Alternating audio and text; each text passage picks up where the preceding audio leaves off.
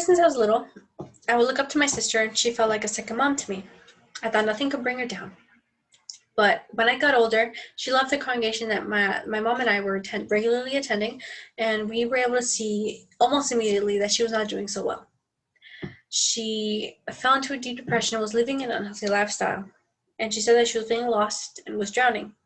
Her coping mechanisms were more harmful than helpful. We were so heartbroken that we would see her isolate herself from so many people unless it was us or work. A few weeks ago, my sister started to study with my mom again, and we started to see the improvements she was able to make by practicing what she had learned. So why am I telling you this? Well, I wanted to talk to you about something a bit sensitive in modern day norms. Religious organizations. Do they benefit us? Well, yes. How? Well, we as humans were created to have a necessity for spiritual needs. But unlike any other being, we were also created with a free will. We're able to choose to follow the guidance and norms that God had provided us or to guide ourselves, and it is completely okay. Life can be just as good, but not everything goes goes as easy as we want it to be. Many religions have the example of putting God as a father figure, and as a father, he wants the best for his children and wants our happiness to be eternal, as stated in the book of Isaiah, chapter 48, verse 17 to 18. As a side note, to those who are wondering, I am using a New World Translation of the Holy Scriptures, but you too are free to use your own as well. Now, let's address the main points. People feel like they don't have a community to turn to where they can get the support and guidance that they need, or simply just never learned about them. So unhealthy lifestyles continue to be practiced. Being part of a religious organization can rehabilitate their worth and the sense of being loved, helping one improve their lifestyle.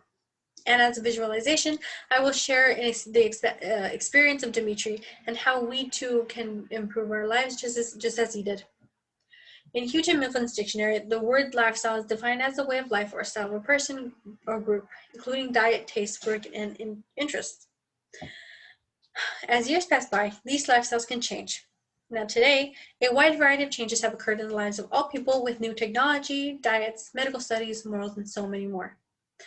Unfortunately, in the National Institute of Health, malnutrition, unhealthy diets, smoking, alcohol consumption, drug abuse, stress, and so on are found to be the dominant form of lifestyles.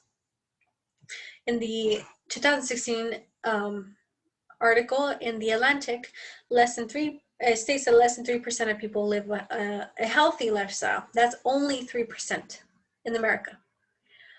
Well, lifestyle has a significant influence in physical and mental health of human beings. Not only the person that's practicing them, but the friends and families of the individual are also affected. And again, it is possible to get yourself back up and better yourself on your own, but everyone needs the support that they desire from other people. Love and sense of belonging as well. So what should we look for to get ourselves back up? Well, naturally, as a human being, we are imperfect.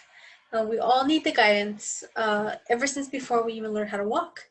And when we find an organization to be part of, make sure to make the effort to gather with the brothers and sisters in the congregations. When you were younger, your friends and fellow classmates were always together and would have people who would be with you, encourage you, and to help you. Being part of an organized religion is exactly that. When you attend the meetings, you get the chance to know other people and families similar to your own and help you succeed. According to research published in December 2010 in the journal American Sociological Review, this happiness boost comes not from only particular denomination or belief, but from the social joys of being part of regular services. Getting together with others at a church, temple, or synagogue allows people to build social networks, closer ties, and ultimately more life satisfaction. In Hebrews chapter 10, verse 24, it reads, "And let us consider so as to incite to love and fine works." To those who don't understand it, it is telling the reader to motivate or be concerned about your fellow brother. And we also see the word love in this text. In the magazine Good News from God, page 23 gives us two valuable principles. The first is, it reads, "The second principle can guide us into peaceful relationships with others. Then follows with applying the second principle, involves imitating God's way of treating people, and tells us to read the book Matthew, chapter 7, verse 12, and the chapter 22, verse 39 and 40. The texts are important and take you to two of the most important principles that we learned in public elementary school. The first is to treat people the way you want to be treated, and two, to love your neighbor as yourself. Now, how about lifestyles? Alexis, where are you getting at? Well, the love and support that you can gain from the organizations can help you reach the goal of living a happy and healthy lifestyle, and during all the hard times. You have someone to always turn to help you rehabilitate yourself is to force the daunting task of eliminating long-standing habits, and to have a partner with you can help motivate you and make things a lot easier. There's a scripture that tells us no man ever hated his own flesh, but he feeds it and cherishes it. If you're curious where this is, it's in Ephesians chapter 5, verse 28, part B. Our depressive symptoms and anxieties can be soothed. And in the 1998 study, there were increased responses to psychiatric treatment in patients when religion became an interested part of their lives.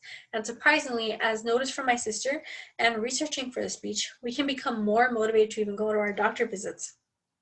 Okay, well then, what about those who just want to improve their diets? It's even harder during the pandemic now.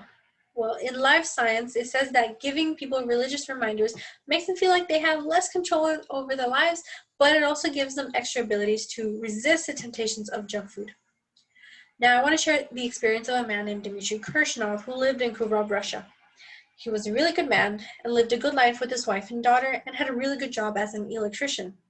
But since people lived in poverty, many paid in alcohol, which turned him into an alcoholic and abused drugs. His wife said in her own words that she felt like she lived with an active volcano. When people came to their door and preached their word, his wife loved what she had learned, but he not so much. He didn't care for it. But he also saw that his wife was happy and peaceful. He kept rejecting offers to study with him until he had a breaking point and asked his wife for help. His wife suggested to start reading the book of Matthew in the Bible, and after that, Dmitry vowed not to drink a single drop of alcohol until he was finished with the entire book. He was sober for 7 months and was finally making the improvements that he had yearned for in a long time. He started studying until a relapse occurred. With that relapse, he realized that he couldn't live the way that he needed to, and he needed the help that was given from the studies and gatherings and his wife. So he kept up the hard work and efforts, and today he states that the joy that I feel every day cannot be surpassed by temporary enjoyment that comes from drinking alcohol or taking drugs. He is now teaching and reaches out to new people who want to learn what he did and more. In this experience, we were able to see how he suffered before he was part of this religion, and how he saw and how the help of his wife and the gatherings that they attended were giving him more motivation to keep going, and saw significant changes. Now, what about others? What would it look like if people of the society did not reject religion so much and instead gave it a try? Well, people wouldn't be so hard on themselves, and people would value their bodies and minds. There would not be so many people struggling to get themselves into a better position than they are right now. And going through it alone, they wouldn't have had the love and support that was needed to reach their goal. Now, in my speech, I discussed how people today have practiced poor lifestyles with new changes, and answered the question, how does being part of an organized religion benefit us? By presenting articles, magazines, and using a few Bible scriptures to answer, to explain that our lifestyles would improve drastically when we follow the guidance and practices in the report. We want the others to show us when being part of a religion. Not only is there support, but motivation to do so. We were able to hear the experience of Dmitry, who had changed his life forever. And now I ask you, the audience, to take one thing you want to improve in your life and work on it. Put it to the test with religion, and see if you can feel that difference. Do not be afraid to ask questions related to your own lifestyle, or if you like to help someone, you can ask someone to help you with this person. I want to go back to my sister now. She's still on the road to recovery and is seeking the help and guidance only professionals can provide. But If it wasn't for her returning to these lessons, to these Bible lessons, and being part of a religious organization again, she would have still been stuck in the hole of despair she used to tell us about almost every day. My name is Alexis Guzman. Thank you for listening to me, and this is how religious organizations can be beneficial to us. Thank you.